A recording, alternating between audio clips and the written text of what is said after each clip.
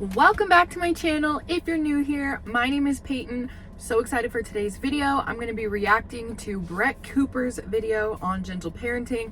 I thought I would be a good person to react to this because I do gentle parenting in my household and I have a 3-year-old boy and a 4-year-old girl with autism. So yeah, let's get right into it. And don't forget to subscribe, please. The elder millennials, they are raising a generation of out-of-control little children, and we need to talk about it again before it's too late. Obviously, we are talking about Gen Alpha today, the generation of iPad babies, too much screen time, Sephora mobs, it's a callback from last week, and the topic of my episode today, the children of the gentle parenters. So in particular, there is a specific style of parenting that I think is negatively impacting Gen Alpha, and it is called gentle parenting. But I don't think that the tenets of gentle parenting are necessarily bad. Maybe it's just the way that it's being applied. That's my looking at everything with rose-colored glasses perspective at the moment. Now, these days, the mainstream parenting style has completely shifted away from what a lot of us probably remember from our childhoods, and it's a reaction from millennial parents against their stricter, less tolerant, less emotional boomer and Gen X parents. The kids are running the house. They're not getting punished when they do something wrong. They're taking over Sephora and other retail stores like we talked about last week. They're apparently terrorizing teachers, which we talked about a couple months ago, and I am blaming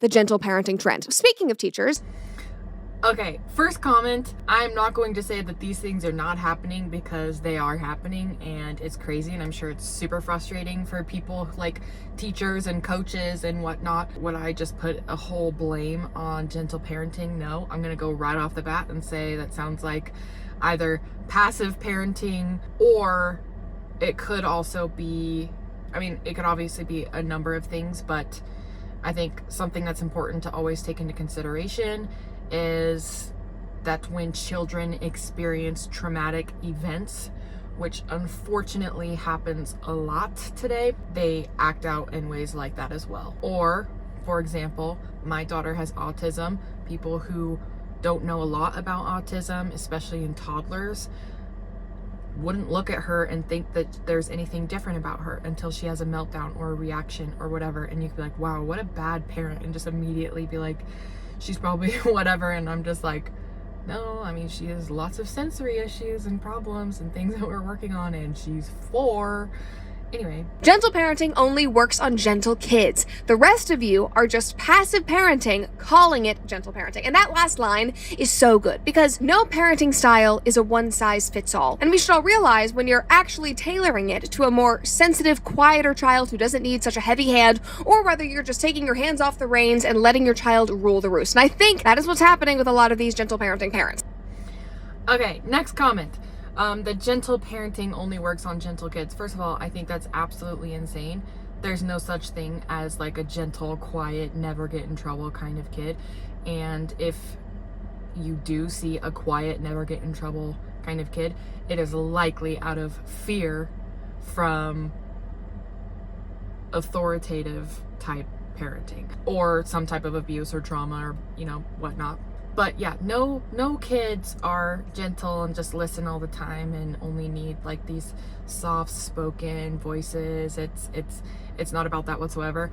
I watched a movie on Netflix recently that kind of made fun of gentle parents. There was like a mom that was a gentle parent, and like the kid was like hitting another pregnant mom's stomach and doing like insane stuff, and they're like, he's just getting out his feelings, he needs to feel his feelings. And I'm like, hell no. Hell no. I'm so big on how we have boundaries and our bodies belong to us. We don't interfere other people's boundaries. You ask permission before you touch anybody else for anything. You have to learn to read body language. If people don't like what you're doing or they're uncomfortable, you need to step back and move. Anyway, that's like a whole nother topic, but there's no such thing as gentle kids. I do believe gentle parenting can work with any and all children, but it's done in different ways. I implement gentle parenting for both my 3-year-old boy and my 4-year-old daughter with autism, and both of them receive it in different ways, though I would consider both gentle parenting just because they behave slightly differently, and so they have different styles of how we approach them. Anyway, carry on. we get into any more of my thoughts about gentle parenting, let's watch it in action. And there's actually video footage of this because there are gentle parenting influencers. They are all over my TikTok, and often there is like a crossover with the sad beige parents and then the gentle parenting parents. Their videos are very, very similar. They irk me. Anyway, here are some examples of gentle parenting from the parent's POV. And most of the time, they only show when it's successful, so a lot of this will be sweet and calm and happy. My sister calls me a beige parent all the time. I'm like, look, I'm wearing hot pink. I'm like beige and pink. And my kids can wear whatever they want. They can pick out whatever they want at the store for what they want to wear. They pick out what they want to wear every single day. And they have all the colors. Carry on. Anyway, here we go. Yes, I know you feel angry, but I won't let you hit Jeje. I won't let you hit Feifei. I know you feel angry. You can use your word to tell us what do you want or how do you feel. Now you still want to go down and you still want to play with your sister? We will need to ask her if she wants to play with you. We can go down together and ask her. Okay? Okay. So that is just one gentle parenting example. A lot of it is getting low on the ground, closer to your kids' level. There's not a lot of disciplining, but it's more solution oriented, I would say. And like I said at the beginning, I don't disagree with all of the tenets of gentle parenting. I'm just not sure if the result of all of this is really working in our favor, because that was nice. It seems like the kid possibly understood. I don't know if there was any disciplining that happened beforehand, because if a child hit another child, I don't really think the solution is just to say it's all okay and I'm going to give you a hug now and we'll go back downstairs. So I hope that there was some disciplining. But as you can see, these videos have thousands and thousands and thousands of likes. People love them. They get all emotional. One person said, y'all, I grew up with the I'll give you a reason to cry parents and now I'm jealous. There's a lot of people that are wishing they had been raised like this. Here's another example of it working that went viral. You gotta stop sliding it because then it tips over sometimes and that happens. I will not, Mommy. You're not gonna push it? Yeah. Why not? I'm coming Absolutely not. You want it to swing. When you're feeling that way, you need to communicate that with your words, okay? Is it okay if I swing? I really want to swing. Ow. Okay. You silly boy. Ow! No, we don't bite Mama. That hurts. If you need something to bite, you gotta ask Mama. Say, Mama, bite! Bite. Yeah. Mama, This family is big in the gentle parenting influencer sphere. Okay, so a lot of these clips are very similar to what would happen in our household. We use our words, we communicate why we do things in a certain way. My kids are very good at, when they have a big reaction to something, taking big deep breaths. They say, smell the flowers, blow out the candle. And they got that from Miss Rachel, I'm pretty sure. But that's how they remember how to take deep breaths. Now they're starting to understand the term deep breath, so I could do that and they start doing it. And they actually help each other with that. So when my 4-year-old is having a meltdown, for example, sometimes my 3-year-old will approach her and say, Kinley, everything's gonna be okay. Let's take deep breaths, remember? And he'll say, smell the flowers, and he helps encourage her, and she's done that for him too. Now, when it comes to hitting, biting, kicking, bodies, interacting, that is a huge, huge no-no in my household. It should be in everybody's household. The incident with the little girl, where Brett was saying, you know, she hopes there was some type of disciplining going on other than, you know, it's all going to be okay.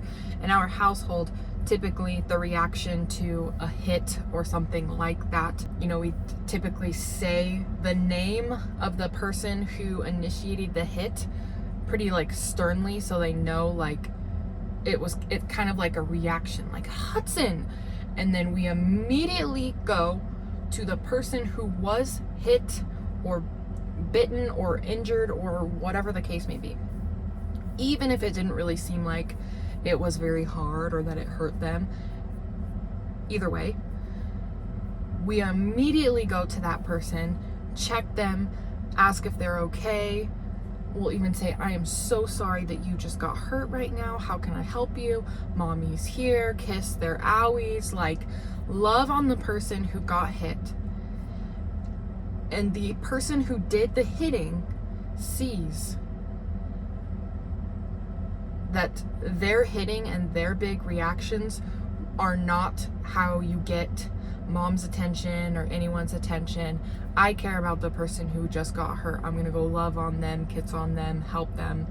And then once I know that they're okay, I go back to the person who hit and I remind them, we do not put our hands on other people, our feet on other people, nothing. We don't even hug, kiss, or love on somebody without asking for permission.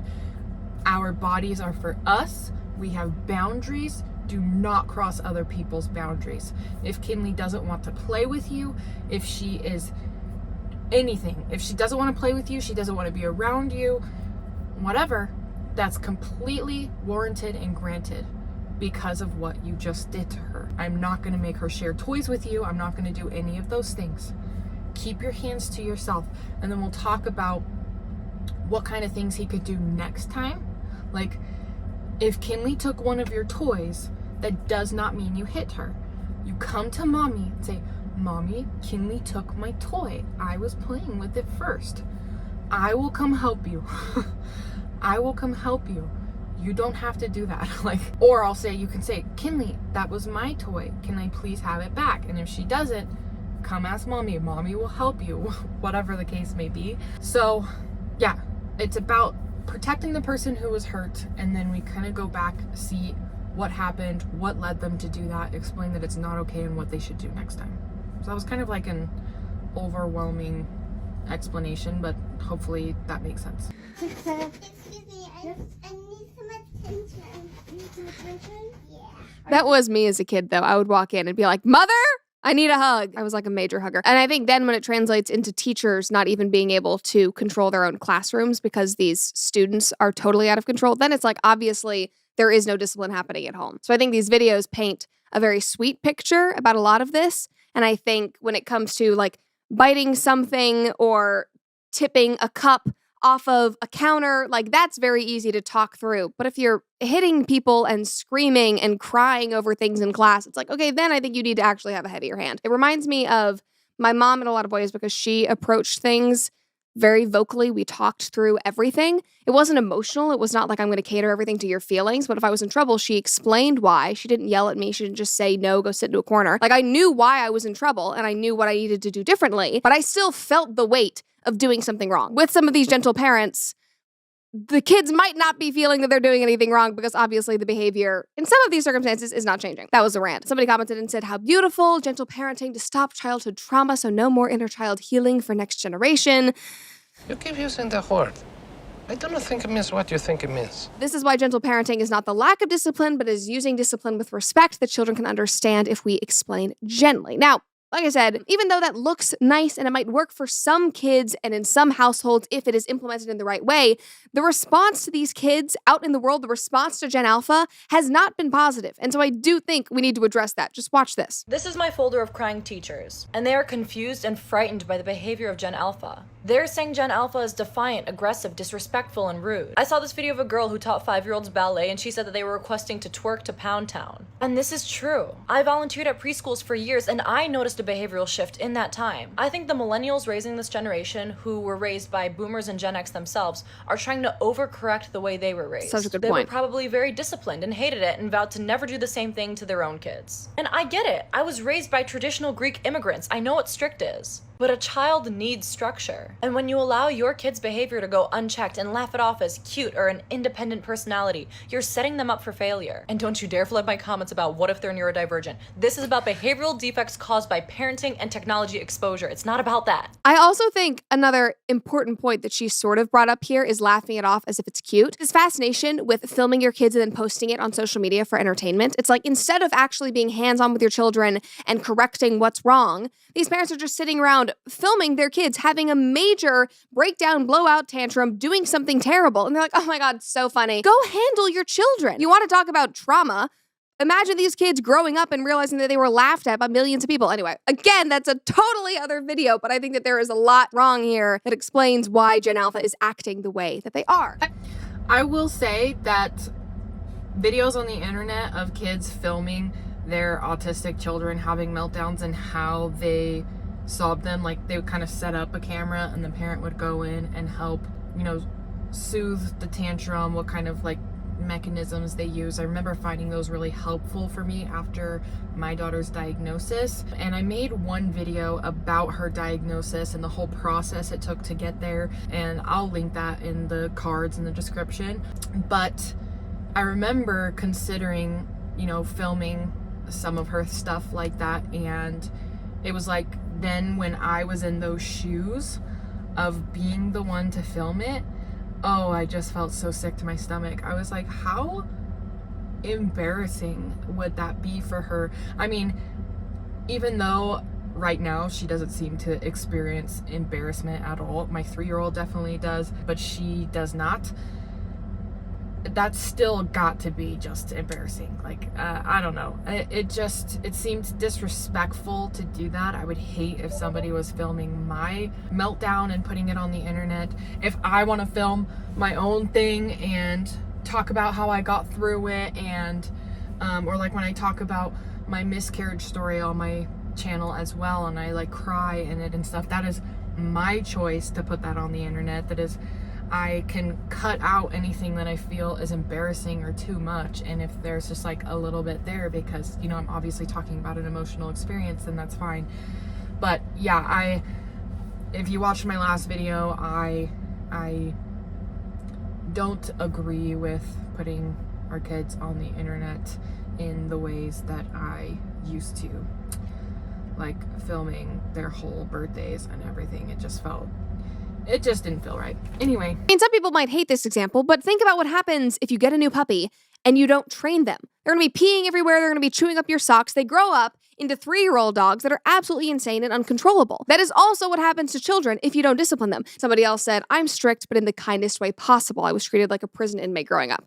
And this girl said, kind, transparent guidance. I think transparent is such an important word. That is what I was talking about with my mom, where I always knew what I had done wrong. She always explained that there was no confusion. My emotions didn't have to be confused and bottled up and angry because I knew what was going on. And it's fine if you want to adjust your parenting based on the way that you were raised, but the solution is not to tiptoe around your kids and let them and their emotions and their impulses run wild and control the environment, because we are seeing the result of all of that, and it's not good. Here's another video. This one is also from a teacher. I bought 20 glazed donuts for my class. A kid screamed at me that he didn't want it because it didn't have frosting. So I took the donut away, and the internet lost its mind. Actually, I would say about 90% of the comments were very positive. Let's talk about the other 10%. One of the overwhelming themes in the comments was, oh, so you took his donut because he hurt your feelings? Y'all, I've worked with children for 15 years. My feelings can't be hurt.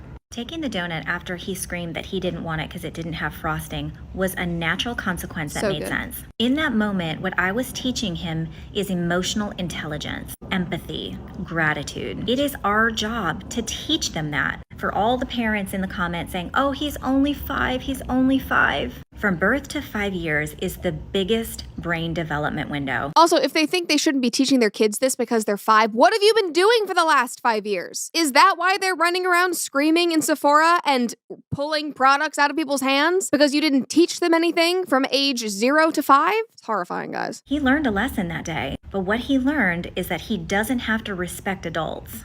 And he could throw a fit and still be rewarded, because his mom rewarded that behavior by giving him the donut back. She is raising a dysregulated child. That's such a good word, dysregulated. I've been talking about not being able to control your emotions, your impulses. I think that sums it up in a perfect way. Yeah, if the kid straight up said he didn't want the donut, so she removed the donut from him, she literally did basically what he just asked or suggested. So that's similar to stuff we do in our household. If my kid says they don't want something, I don't force them to have it. Or if they want something different and I don't have whatever's, if they want something different and I don't have whatever's different,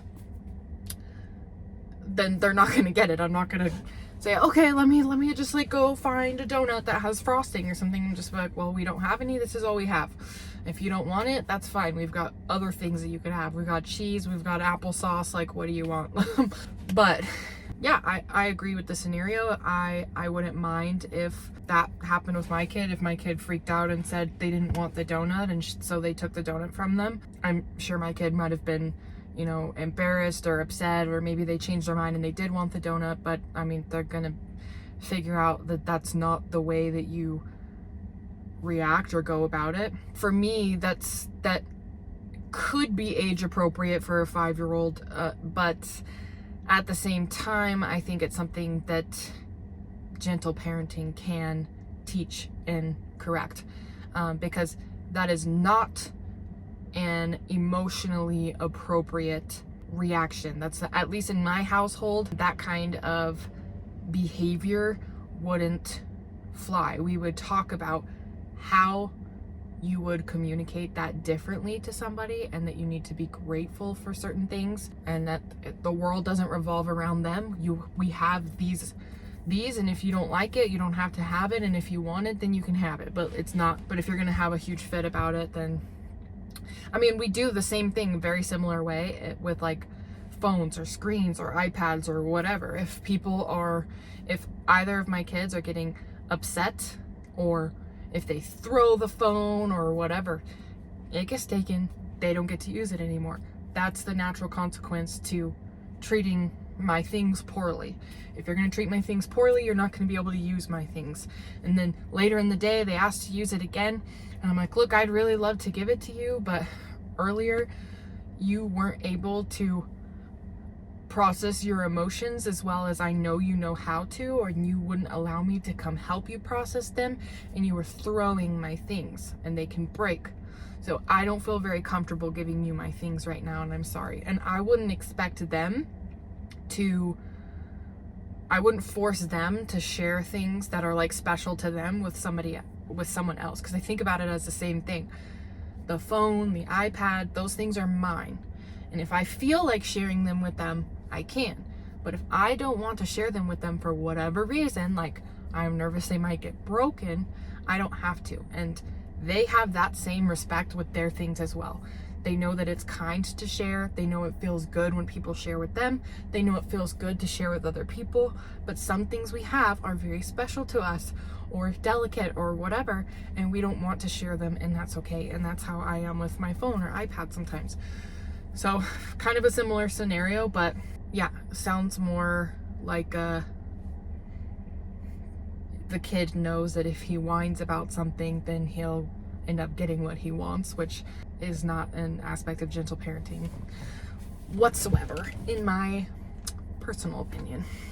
You know, as somebody who's not a parent, but watches all these videos, is around people who are parents, that seems like a logical part of parenting. It probably is not roses and butterflies and rainbows all the time. It's hard. It's very hard work. You are literally developing a human being. You need to be working on that. Like, that is part of your job. It's part of growing up. Kids have to learn these things. They have to learn how to regulate their emotions and their impulses. If they don't, the adult world is going to be shocking for them. Absolutely shocking. This is from Law and Liberty, the case against gentle parenting, and all of this is just so funny and good. In a New York Times essay that begins with a playground anecdote similar to my own, Caitlin Moscatello defines gentle parenting as an approach that steers away from punishment and focuses instead on helping children to become more self-aware. Literally, in the definition of it, it is saying it is not about punishing or discipline. It's about self-awareness. Okay, kids should be self-aware, but also they need boundaries. Old, reliable parental phrases from stop it to because I said so are verboten. According to the Cleveland Clinic, instead of saying, quote, stop acting childish and put on your shoes, parents trying to get a kid out the door in the morning could say, when you don't get ready on time, it hurts my feelings and makes me anxious. Why are you having a hard time? No. First of all, my emotions are not controlled by my children. The things my children do not hurt my feelings or make me anxious. I choose to have my feelings hurt, or I choose to feel anxious about things. Now, mind you, reactions are perfectly normal in this human experience, but we learn through emotional intelligence how to regulate our emotions, and this is what we are trying to model for our children. So instead of me feeling anxious and telling my kids that it's their fault that I'm anxious, I should think about mechanisms that help me to feel less anxious, like taking deep breaths, or I've even walked away and done 5-minute meditations before and have come back, doing things to help me, thinking that it's not that big of a deal. It's not as big of a deal as I'm making it sound in my head. That is my responsibility. There is nothing that my kids can do to hurt my feelings or make me anxious. If I am just prone to being anxious to things, that's my problem. That is not my kid's problem. I say stop it all the time. Do I say, what was the other thing she said? Because I said so. I don't say that because, in my opinion, it's like you're avoiding explaining something to the kid, so they have no understanding as to why something needs to be done or something should not be done, where I feel like the explanation is necessary. So just because I said so, I feel like it's kind of putting them off and they just don't understand, they're left confused. So I don't say that, but I say stop it all the time. Sometimes I'm busy and it ends at that, but when I'm doing better, what I prefer is to explain why they need to stop what they're doing and talk. And sometimes I think the majority of the time, these kinds of reactions are due to wanting more attention. Ostensibly, this approach shows empathy and respect for how your child is feeling and centers on how their actions directly impact how you feel. Just another anecdote from my family. My brother Chase, I hope you're not embarrassed by me telling this story. When he was in preschool, he would always be late putting on his clothes. He was fully capable of getting dressed and putting on his clothes. My mom was dealing with my twin brothers that are younger than him. She did not have the time to get him dressed, but he wanted the attention, so he would run around in his footy pajamas and say, I'm not gonna get ready, I'm not gonna get ready. She would put the twins in the car, she would have to drop him off. He was not interested in getting ready, and so she warned him multiple times and saying, well, the natural consequence of this is that you're going to have to go to school in your pajamas. He never believed her. One fateful day, he had to go to school in his Winnie the Pooh footy pajamas, and that was the natural consequence of him not getting ready on time. And you know what? It worked. That man gets dressed 6 a.m. in the morning every single day, and he is, in his 30s. So I think that works. And so that's funny because I wouldn't think that would be so impactful on a 4-year-old, but that's funny. I'm just guessing 4 because she said preschool, but yeah, my kids don't get themselves dressed yet. They still need my help, so I haven't experienced something to that degree, but I don't think there's anything wrong with that whatsoever. My parents did stuff like that too. There are things that I still take from the way my parents parented, and there are a lot of things that I don't do. So it's kind of like taking what I liked and leaving what I didn't. But I think no matter what, it's going to be like that for everybody. I think all us parents can do is do the best that we can do. And I think a lot of us just kind of want to implement the things that made us feel good and seem to work for us as children, and leave the things that didn't feel like they benefited us or felt that maybe hurt us. And because so many kids are different, it might not always work for every kid that we have. And so hopefully they do the same thing, with their kids, is take, what they enjoyed and what helped them, and leave things that they felt, could have been different. And I think that's all that we all really can do in the grand scheme of things. But yeah, sounds like a lot of the stuff that she was talking about was more so passive parenting kind of stuff.